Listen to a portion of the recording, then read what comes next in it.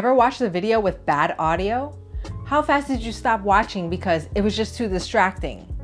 No matter how great your visuals are, bad audio can ruin even the most visually appealing video.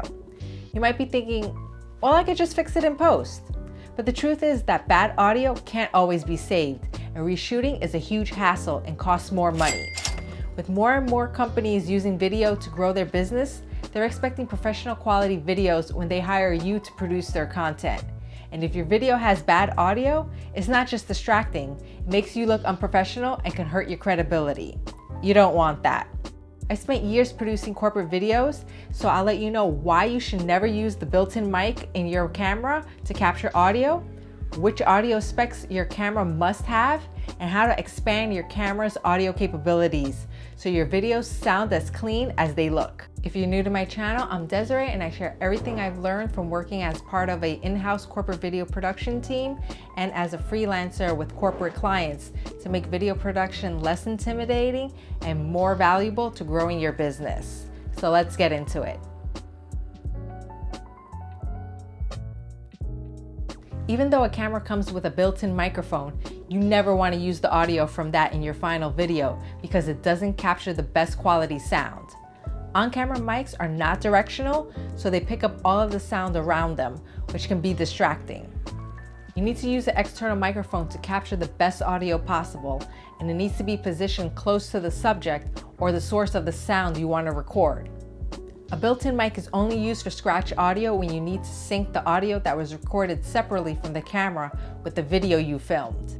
You can connect an external mic directly to the camera so that the camera records the audio from the external mic instead of the built-in one, and you won't have to sync the video and audio later on. In order to do that, your camera must have a microphone input, and there are two types, 3.5mm and XLR. The 3.5mm input kind of looks like a headphone jack, but it's not because it only accepts audio coming into the camera, not sending it out. The XLR input has these three openings to connect the XLR cable with the matching three prongs. Some cameras will also have a mini XLR input, which is a little smaller than the regular XLR. Depending on the kind of camera you have or are looking to buy will determine the type of input and how many you'll have. Most prosumer level and mirrorless cameras will likely come with only the 3.5mm input, and the more expensive high-end cameras will have both the 3.5mm and more than one XLR input. The mics that have the 3.5mm outputs are usually wireless lavaliers and some budget-friendly shotgun mics. Mics with XLR connections are usually handheld mics, more expensive shotgun mics and lavalier mics, and podcast mics. Make sure the mic inputs in your camera or the camera you're looking to buy matches the output that your microphone has. The other spec you should look for is the headphone jack.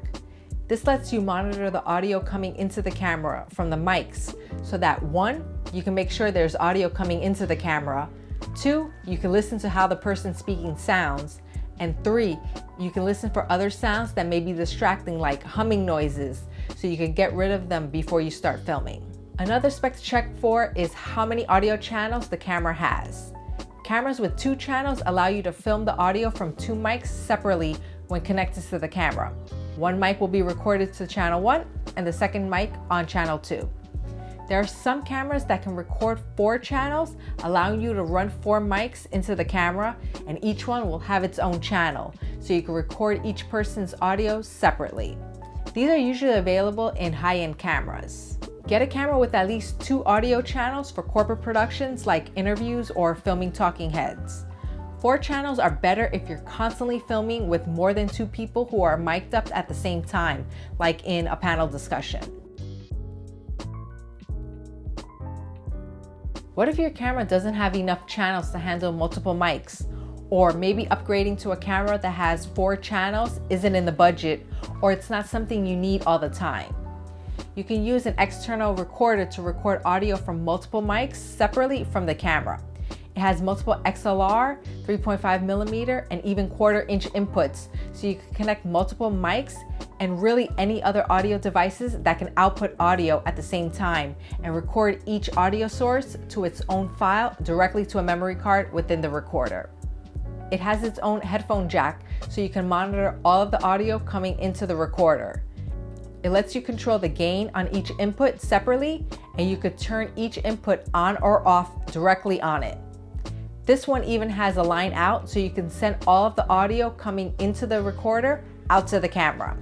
The only thing with that is the camera will put all that incoming audio in one channel, so each mic won't be on a separate channel within the camera because the camera sees all of that audio coming in from the recorder as one audio source, but you still have the separate recordings from each mic recorded on the recorder's memory card. If you use an external recorder, always record the audio in it whether you send out the audio to the camera or not. It helps when you need to isolate audio channels in the edit. You can actually use the recorder in conjunction with a camera that has either 2 or 4 channels to expand the number of mics to record audio from during a shoot. You would record the audio in both the camera and recorder separately. Let me know in the comments if you want me to do a video specifically on how to use an external recorder in your corporate video productions, because there's a lot that goes into it. Just note that any audio you record to an external recorder will have to be synced with the footage from the camera, and to do that, you will need to slate at the beginning of every take. There are 2 ways to do this. The first is by using a slate or a clapboard or a clapperboard. There's a few names for it.